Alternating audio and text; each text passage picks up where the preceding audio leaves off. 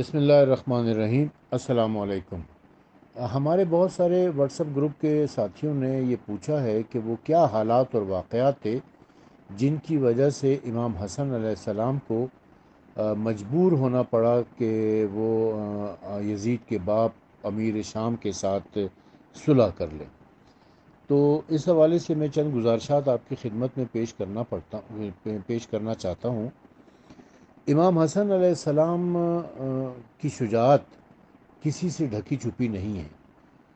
وہ شیر خدا کے بیٹے تھے اور جنگ صفین اور جنگ نہرواں میں اپنے والد گرامی کے ساتھ تھے اور بعض مواقع پر کئی کارہائے نمایاں سر انجام دیے ہیں۔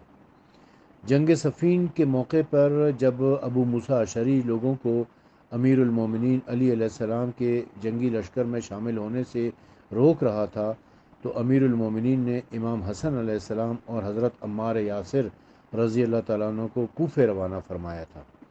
تو امام حسن علیہ السلام نے جامع مسجد کوفہ میں اپنی پر اثر تقریر سے ابو موسیٰ اشعری کے پروپیگنڈے کو بے اثر بنا دیا تھا اور تقریباً 10,000 افراد امیر المومنین علی علیہ السلام کے لشکر میں شامل ہونے کے لیے تیار ہو گئے تھے۔ بعض روایات کے مطابق آپ علیہ السلام جنگ جمل اور جنگ صفین میں امیر المومنین کے لشکر کے علمبردار بھی تھے اور آپ کی ذمہ داریوں میں سرکاری مہمان خانے کا انتظام اور شاہی مہمانوں کی دیکھ بھال کا کام ہوتا تھا۔ آپ بیت المال کے نگران بھی تھے اور اکثر مقدمات کے فیصلے بھی سنایا کرتے تھے۔ علامہ ابن اسیر نے جو اہل سنت کے عالم ہیں روایت کی ہے کہ امیر المومنین علیہ الصلوۃ والسلام کی شہادت کے بعد ابن عباس کی تحریک پر جب قیس بن سعد بن عبادہ نے امام حسن علیہ السلام کے ہاتھ پر بیعت کر لی تو اس وقت تمام حاضرین نے آپ کی بیعت کر لی۔ حاضرین کی تعداد اس وقت 40,000 کے قریب تھی۔ یہ ابن عباس سے یہاں مراد عبید اللہ ابن عباس ہیں۔ ایک عبداللہ ابن عباس تھے، ایک عبید اللہ ابن عباس ہیں۔ یہاں عبید اللہ ابن عباس مراد ہیں۔ یہ بیعت 21 رمضان المبارک 40 ہجری میں بروز جمعہ کو لی گئی تھی، یعنی امام حسن علیہ السلام کے ہاتھ پر جو بیعت ہوئی ہے اس میں 40,000 افراد نے بیعت کی تھی اور یہ 40 ہجری میں 21 رمضان کو امام علی علیہ السلام کی شہادت کے بعد ہوئی تھی۔ اس وقت امام حسن علیہ السلام کی عمر تقریباً 37 برس تھی۔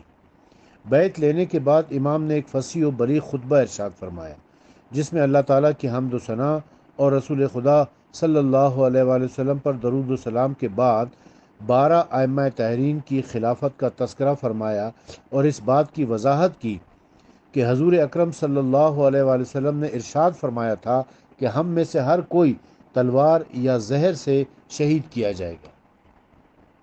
جس وقت آپ نے حکومت کی ذمہ داری سنبھالی تو حالات بہت ہی کٹھن اور مشکل تھے۔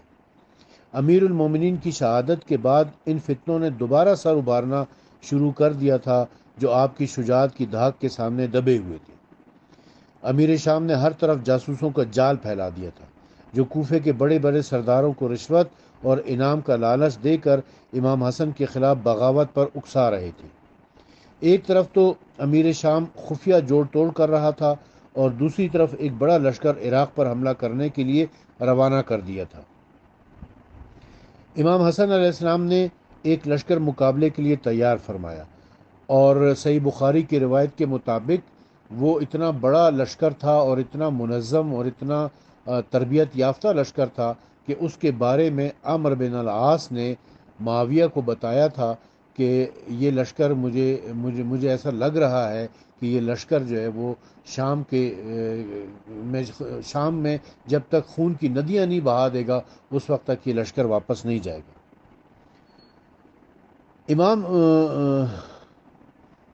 امام حسن علیہ السلام نے بھی ایک لشکر مقابلے کے لیے تیار فرمایا مگر آپ کی فوج کے کچھ سردار جو امیر المومنین کی شہادت کے بعد دل برداشتہ ہو چکے تھے اور کچھ امیر شام کے ہاتھوں بک گئے تھے۔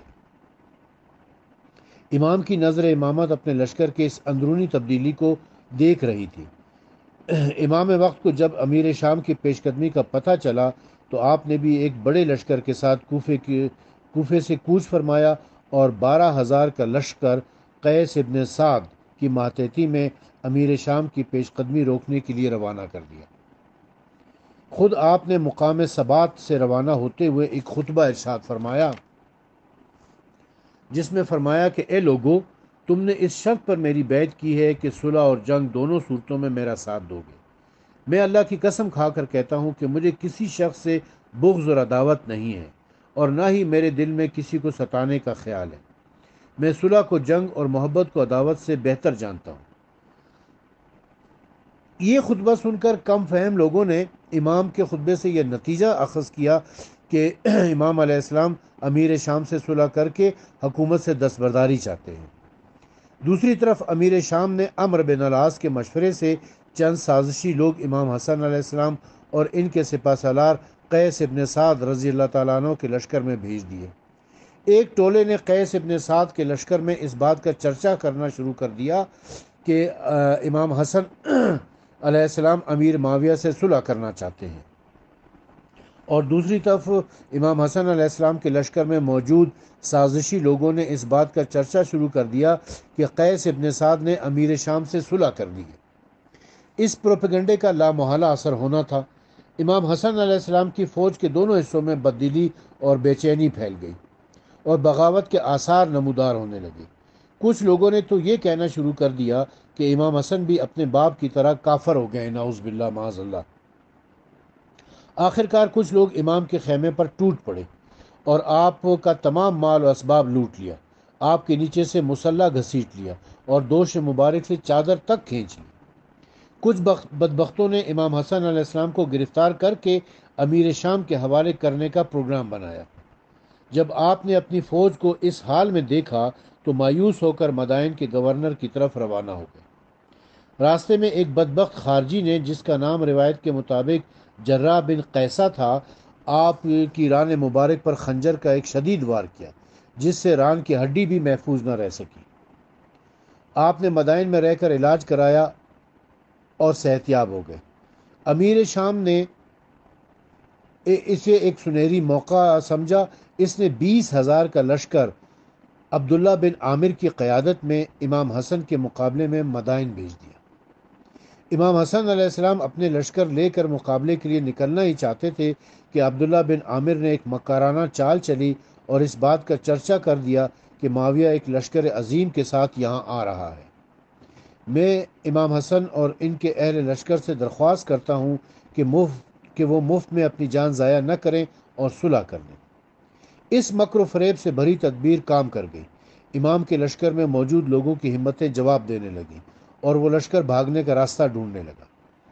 اسی اثناء میں لشکر کے جو سپہ سالار تھے، عبید اللہ ابن عباس، معاویہ نے اس کے ساتھ ملاقات کی اور اسے اپنی چیکنی چوپڑی باتوں کے بعد 10 لاکھ درہم کا لالچ دیا۔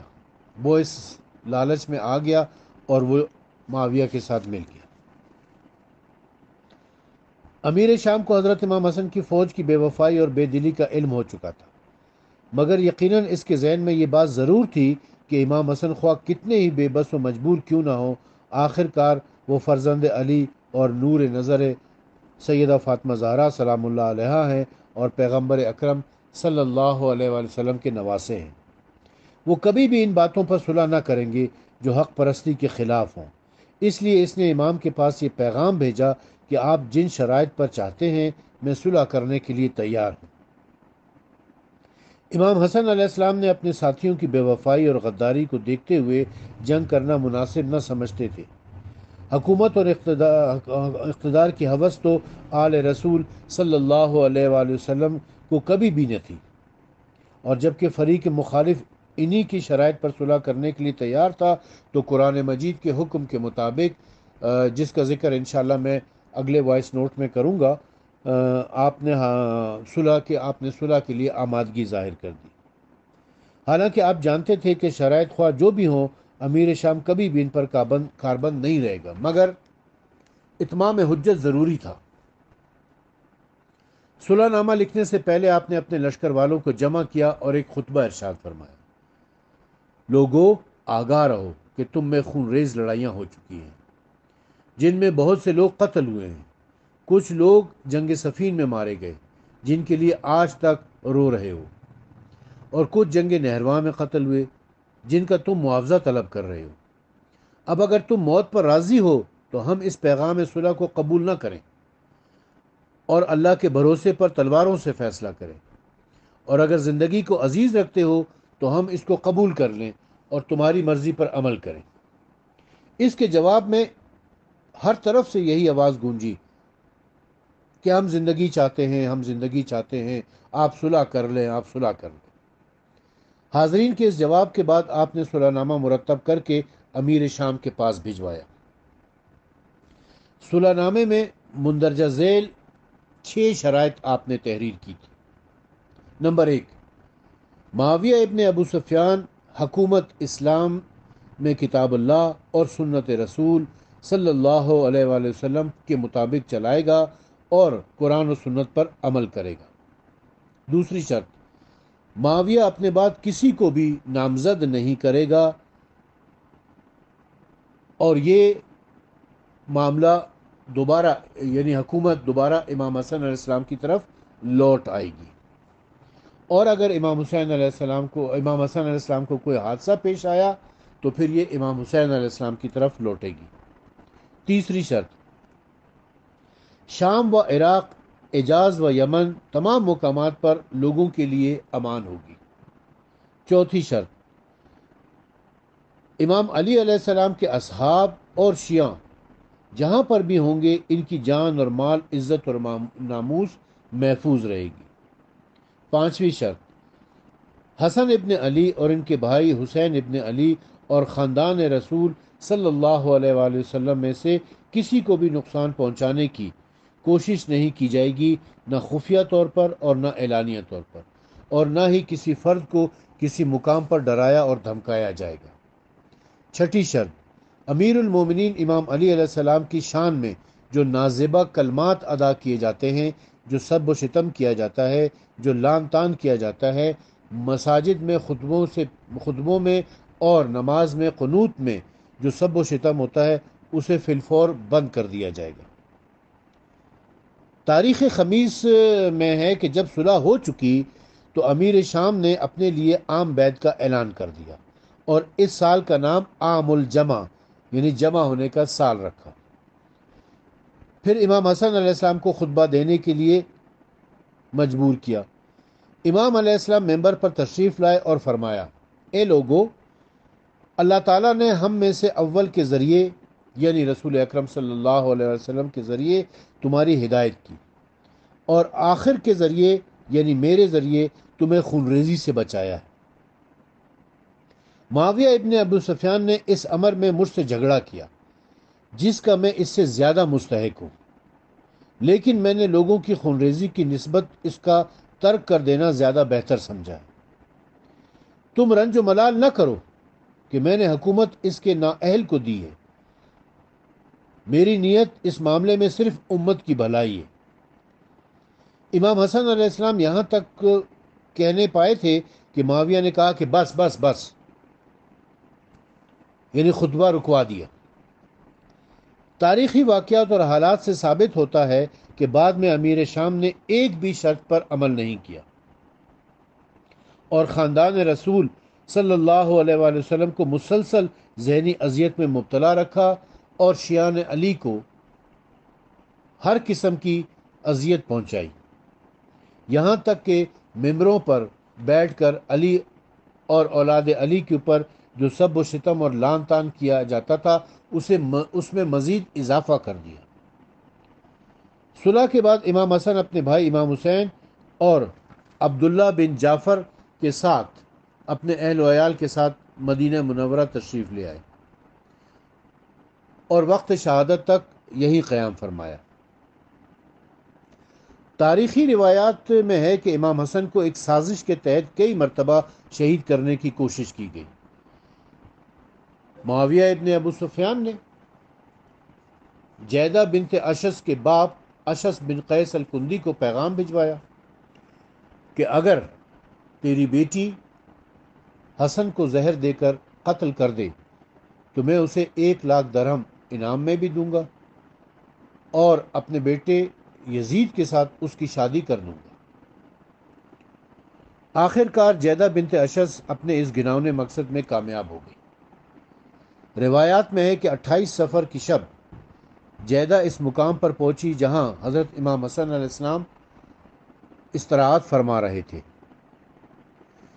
جیدہ بنت اشس بڑی رازداری اور آہستگی سے، میں آپ کو یہ بتانا ضروری سمجھتا ہوں کہ یہ جیدہ بنت اشس القیس الکندی، یہ حضرت ابو بکر جو مسلمانوں کے پہلے خلیفہ ہیں ان کی بھانجی ہے۔ اشس بن قیس جو اس کا باپ ہے وہ حضرت ابو بکر کا بہنوئی ہے، اور جیدہ بنت اشس حضرت ابو بکر کی بھانجی ہے جو امام حسین علیہ السلام کو، امام حسن علیہ السلام کو زہر دے کر شہید کرنے کی ذمہ دار ہے۔ اسی جیدہ بنت اشس کا بھائی محمد بن اشس القیس الکندی، یعنی حضرت ابو بکر کا بھانجا، کربلا کے میدان میں لشکر یزید کا سپہ سالار بھی رہا ہے، ایک حصے کا سپہ سالار رہا ہے، اور یہ وہی شخص تھا جس نے سب سے پہلے امام حسین علیہ السلام کے اوپر تیر چلا کے انہیں زخمی کیا تھا۔ بہرحال ہم امام حسن علیہ السلام کا ذکر کر رہے ہیں، تو جیدہ بنت اشس بڑی رازداری اور آہستگی سے امام حسن علیہ السلام کے قریب پہنچ گئی، اور اس پانی میں جو امام کے سرہانے پڑا تھا اس میں زہر ملا کر چپکے سے باہر نکل گئی۔ کچھ دیر کے بعد امام حسن علیہ السلام کی آنکھ کھلی تو آپ نے سیدہ زینب سلام اللہ علیہا کو آواز دی جو دوسرے کمرے میں استراحت فرما رہی تھی۔ وہ تشریف لائیں تو فرمایا، اے بہن، میں نے ابھی ابھی خواب میں اپنے نانا محترم، اپنے پدر بزرگوار اور والدہ گرامی کو دیکھا ہے۔ وہ فرما رہے تھے کہ اے حسن، تم کل رات ہمارے پاس ہوگے۔ اس کے بعد آپ نے وضو کے لیے پانی طلب فرمایا۔ سیدہ زینب سلام اللہ علیہا وضو کے لیے پانی لینے گئیں تو آپ نے ہاتھ بڑھا کر سرانے موجود وہ پانی جس میں جیدہ بنت اشس نے زہر ملا رکھا تھا پانی نوش فرما لیا، اور پانی پینے کے بعد آپ نے سیدہ زینب سلام اللہ علیہا سے کہا کہ اے بہن، یہ کیسا پانی ہے جس نے میرے حلق سے ناف تک کے ٹکڑے ٹکڑے کر دیے۔ تھوڑی دیر کے بعد امام حسن علیہ السلام کو خون کی قے آنے لگی اور آپ کے جگر کے 70 ٹکڑے تشت میں آ کر گر پڑے۔ آپ شدت درد سے لوٹ پوٹ ہونے لگے۔ جب دن چڑھا تو آپ نے حضرت امام حسین علیہ السلام سے پوچھا کہ میرے چہرے کی رنگت کیسی ہے؟ امام حسین علیہ السلام نے فرمایا سبز ہے۔ تو امام حسن علیہ السلام نے فرمایا کہ حدیث معراج کا یہی مقتضا ہے۔ امام حسین علیہ السلام نے پوچھا، میرے بھائی، معراج کیا، حدیث معراج کیا ہے؟ تو امام حسن علیہ السلام نے فرمایا، شب معراج ہمارے نانا حضرت محمد مصطفیٰ صلی اللہ علیہ وآلہ وسلم نے آسمان پر جنت کی سیر کے دوران 2 محل دیکھے تھے، ایک زمرد کا اور ایک یاقوت کا تھا۔ تو میں نے پوچھا، تو رسول خدا صلی اللہ علیہ وسلم نے جبرائیل سے پوچھا کہ یہ 2 اتنے خوبصورت محل کس کے ہیں؟ انہوں نے عرض کیا کہ ایک حسن علیہ السلام کا ہے اور دوسرا حسین علیہ السلام کا ہے۔ تو رسول اکرم صلی اللہ علیہ وآلہ وسلم نے جبرائیل سے پوچھا کہ ان کے رنگ میں فرق کیوں ہے؟ کہا کہ یہ سبز رنگ والا جو ہے یہ امام حسن علیہ السلام کا ہے، کیونکہ امام حسن علیہ السلام کو زہر دے کے شہید کیا جائے گا، اور یہ سرخ رنگ والا جو ہے یہ امام حسین علیہ السلام کا ہے، کیونکہ امام حسین علیہ السلام کو تلوار سے خون بہا کر شہید کیا جائے گا۔ یہ کہہ کر امام حسن علیہ السلام اپنے بھائی امام حسین علیہ السلام سے لپٹ گئے اور دونوں بھائی رونے لگے۔ اس کے بعد آپ نے جیدہ سے کہا، اے جیدہ، افسوس تو نے بڑی بے وفائی کی ہے، لیکن یاد رکھ کہ تو نے جس مقصد کے لیے یہ سب کچھ کیا ہے اس میں کامیاب نہ ہوگی۔ اس کے بعد آپ نے امام حسین علیہ السلام اور بہنوں کو کچھ وصیتیں کی اور آنکھیں بند فرما لی۔ پھر کچھ دیر کے بعد آنکھیں کھول کر فرمایا، اے حسین، میں اپنے اہل و عیال کو تمہارے سپرد کرتا ہوں۔ پھر آنکھیں بند فرمائیں اور ہمیشہ کے لیے اپنے نانا حضرت محمد مصطفیٰ احمد مجتبیٰ صلی اللہ علیہ وآلہ وسلم کے پاس چلے گئے۔ ان للہ و انا الیہ راجعون۔ امام حسن علیہ السلام کی شہادت کے بعد مروان نے جیدہ بنت اشس کو اپنے پاس بلا لیا اور ایک مرد اور 2 عورتوں کے ساتھ امیر شام کے پاس بھجوا دیا۔ معاویہ ابن ابو سفیان نے پہلے تو اسے 1,00,000 درہم دیے، تو اس نے مطالبہ کیا کہ یزید کے ساتھ میری شادی کریں۔ معاویہ نے شادی کرنے سے انکار کیا اور کہا کہ تو نے تو امام حسن جیسے شخص کو زندہ نہیں چھوڑا، تو میرے بیٹے کی تیرے سامنے کیا حیثیت ہے؟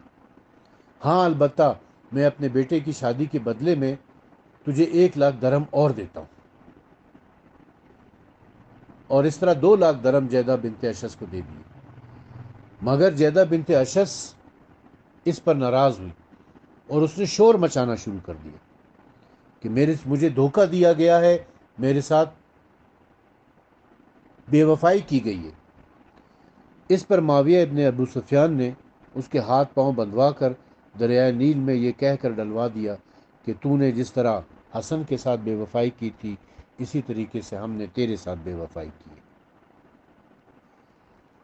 امام حسن علیہ السلام کی شہادت کے بعد امام وقت امام حسین علیہ السلام نے آپ علیہ السلام کو غسل و کفن دیا اور آپ کی نماز جنازہ پڑھی۔ امام کی وصیت کے مطابق امام حسن علیہ السلام کو رسول اکرم صلی اللہ علیہ وآلہ وسلم کے پہلو میں دفن کرنے کے لیے کندھوں پر اٹھا کر لے جا رہے تھے کہ راستے میں بنو امیہ کے لوگوں نے، خصوصاً مروان بن الحکم نے، جنازے کے راستے کو روکا۔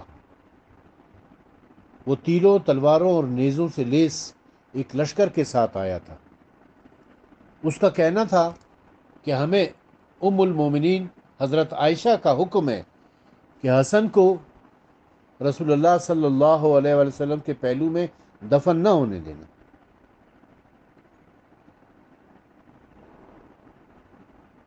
امام حسین علیہ السلام نے بہت اسے سمجھانے کی کوشش کی، مگر بنو امیہ کے لوگ ضد پر اڑے ہوئے تھے۔